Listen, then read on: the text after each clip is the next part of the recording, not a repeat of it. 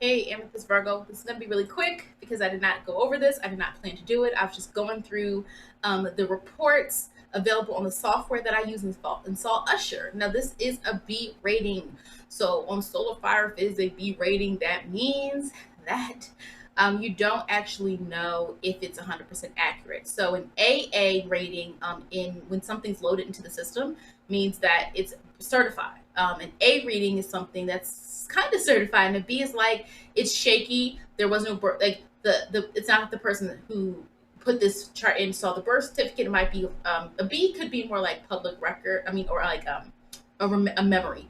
The parent or the artist themselves, the person saying they were born. Oh yeah, I was born around four.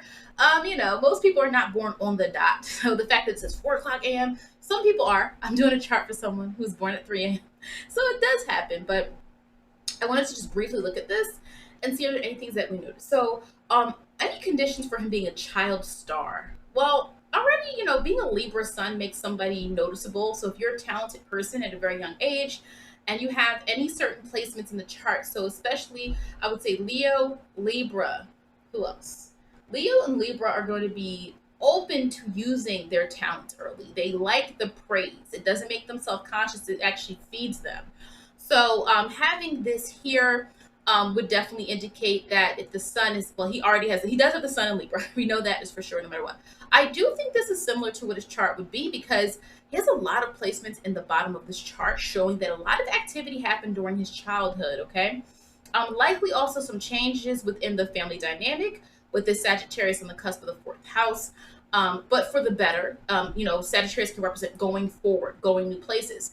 But as far as him having to maybe even work at an early age, it's something that he was really good at. But he had enthusiasm for it based on this chart through the first house. And so Usher is a hard worker. That's one thing you can say. And I'm gonna listen. I know that there's been some tabloid topics about Usher and his love life and some other things going on. But one thing you can say is that he's not really you don't hear him over, almost overdosing. You don't hear him abusing substances. You don't hear a lot of crazy things about Usher. His love life has always been a point of talk. Okay, because you have to understand he's always like going to be in a relationship. He has Mars conjunct Venus. He's always going to need to feel that deep, intense bond. And when he does get into those relationships, oh yes, they matter to him. Okay, he's been married twice. Both times they were older women. He was linked before that to Chile, TLC, and now he has a new. I don't know if they're married. Baby's mother, child of his mother. Child of his mother, mother of his child. He has a new child, besides the one that he already has with Tamika. So, Venus, and I was like, well, wait, if he's into older women, the new girlfriend is younger than him. But in the past, he's been linked to older women. That has to show up in the chart. And typically, I'll tell someone Capricorn energy is going to show you this respect or this attraction to maturity. So, him already having Saturn attached potentially in that first house and being that Virgo rising is the person. He is playful, probably, with, the women probably like that he does have. If you've ever seen Usher, he does seem kind of cool. He smiles a lot. He has the dimples. He kind of has that kind of demeanor around him, right? Where it's kind of like he probably could get someone to like open up and feel a little more or less reserved. Okay, but it's almost like he's always going to need some type of companionship if the moon's in the seventh house. Not just because the moon's in the seventh house, but also because of this Pisces energy, perhaps potentially being there. He gets a sense of fulfillment from being attached in a relationship.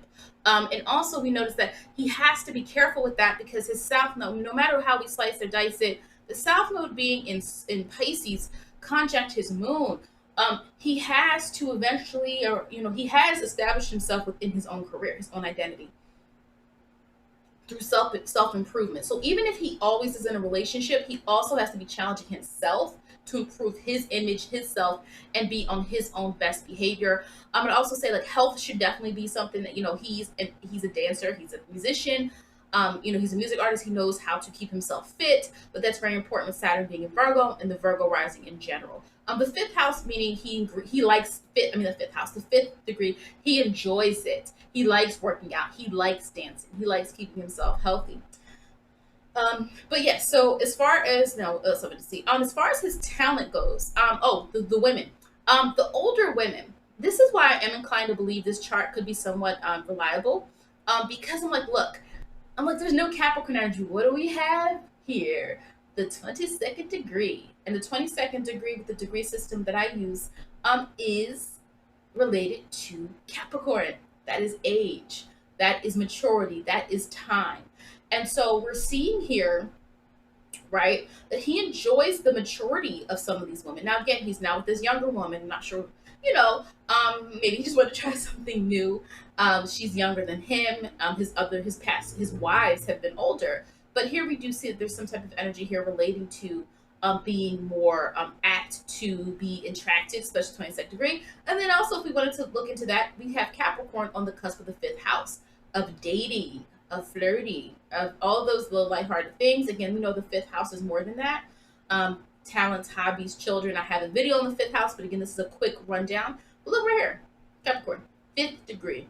He enjoys the company of people who are older than him that can show and teach him something, and his Juno is in Capricorn. So hopefully his new girlfriend is mature for her age. She is able to keep up with him, because even though that can be, it's a different view, right? Someone that's younger has a different perspective or point of view, but at the same time, he has Juno in Capricorn. So he also is probably still either talking, I wouldn't say talking to one of his exes, but he has somebody around him that is older, mentor, some type of wiser person. Because his Juno is in Capricorn, man. You can't really, fake that. It's something that's there. And so, but there have been some issues and setbacks because of the age difference. I do think it has caused some slight issues before in the past. We could look at that. I mean, Libra and Capricorn are signs considered to be square from one another. And if his sun is square his Juno, we do see that either it's like they can't take the fame, or he can't take that. He has to. It's hard for him to fully express himself, perhaps in this Juno relationship, even though he's attracted to and he's learned so much. I think he's learned a lot from his relationships that probably can help the relationship that he has now. And again, I'm not going over every single thing in this chart just because of this is not the nature of it. Pluto and Libra, yeah, he had some drama with some money. Remember, it was him and his mom. His mom has been his manager for as long as when he was a kid, but probably 8-10 years ago, he removed her from being his manager or something like that. And I think that whatever transit was probably going on through that time, had to somehow hit Pluto, because Pluto is in Libra in his chart. And it does show, look, the 16 degrees related to mom. Okay, Neptune's related to mom. And so I think they have a good relationship now. And they've always had one, but something did come to a head where there was some type of difficulty. I think it might have even been the mom didn't like his first wife, I don't think.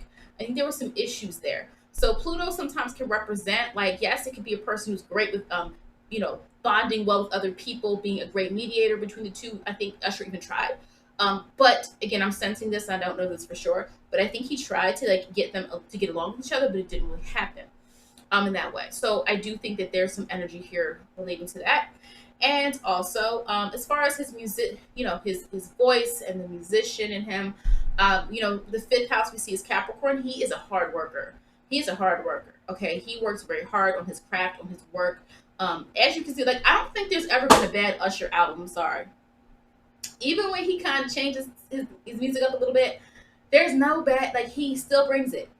There was a video recently of him performing, and everyone's like, how is he? Like 42? Let me do the math. Oh, let me do the math. He's gonna be 43 in October. Okay. Yes. Okay. So definitely with Usher, there's going to be some indication there of him needing to always be active and always be goal oriented. I don't think he stops. I don't think he wants to stop, actually. And lastly, I want to say here is the 11th house. He has many friends. He has many friends. Like I said, you haven't heard about Usher getting into. He has a lot of self control from that 20th degree. You have not heard of Usher getting into a lot of drama with people. Okay. Also with that Mercury in Scorpio, he knows how to keep things secret that need to be secret. He's not a blabbermouth. Okay. He's not overtelling. And Jupiter in Leo, now again, that definitely can be a person who has an appetite to be a voracious lover. especially if we look at certain aspects that can take place. Again, so we do see that, it's a loose degree, but you do see there's some degree. So look at this, look at this, look at this, right? By sign, because sometimes you can have squares, trines, it's not trines, but squares. What's the other one? What's the other one? Squares, trines. I forgot what it is. But you can have, depending on what house is in you, sometimes some things trine by or conjunct by sign, not or by degree, not sign, right? Or sometimes things are conjunct or not conjunct. I'm sorry, they're square by house. So I want to be clear with that. My point being, whatever. The point being is that for all intents and purposes, we can definitely consider the fact that Uranus, which is kind of strange, definitely he's very probably very sexual person, not in a bad way, but Uranus and Scorpio sign being a taboo, Uranus being about, yes, I'm willing to do something different, and that's not, now he experiments as well with his musical sound, his musical style, but also we're talking about being, the lover. And what I'm looking at here is the fact that, well, by sign, we're going to have Mars square Jupiter. Okay. And sometimes that can deal with some people having some issues, especially if we're talking about Leo, Jupiter and Leo, with promiscuity, especially if we're talking about 11th house, having a lot of options, having a lot of variety. I'm not calling him promiscuous, but I do know was it last year or the year before, there was some tabloids about him, and some allegations were made about his his encounters with some of these women. They were making some accusations. You can read up on it if you want to. So he does have to be careful with impulse control, because a lot of Scorpio energy you can get in trouble with sexual topics. You can get in trouble like that because it's very intense. You're into it in a very intense way. And Uranus and Scorpio, you just have to be careful not to push your boundaries too much, especially if you have a public image. Jupiter and Leo can be great for him. Like, he's a very cheerful person. He comes off as someone who's very cheerful, very open, very honest, has a good vibe when he's in interviews and things like that. But one thing I would also say about Jupiter being Leo, he's a good purveyor of talent. Now, I am not personally I don't, there's a one song by Justin Bieber, and I know it's like, I'm not a fan, but I get why people like Justin Bieber. Does that make sense? Like, I'm not a fan. I don't go out of my way to listen to his music, but I get it. I'm like, okay, I get why y'all like this song. Anyway, he discovered Justin Bieber, and I'm pretty sure Usher has discovered some other people as well. I just don't have them off the top of my head, but he's a good understanding of the talent around him, and he has good social connections. So, Hollywood and media and entertainment industry, you can say like everyone's connected in some way, but I think with him, he really does have those type of connections. But also, I think he benefits a lot from female company, with Cancer being on the cusp of the 11th house. So I think that he has a lot of, friends, but I think he even might prefer female. He connects a lot to his female friends. You look here, the moon is in Pisces in the 7th house. So he has a lot of friendships, but he holds his other friendships near and dear that are actually ones that make him feel understood and listened to. But Jupiter and Leo can also represent this idea of he's good at noticing talent. He's good at noticing the trends of what's going on. And this definitely can also lend itself, Jupiter and Leo, to someone who is very talented or able to exhibit and share their talent with the world.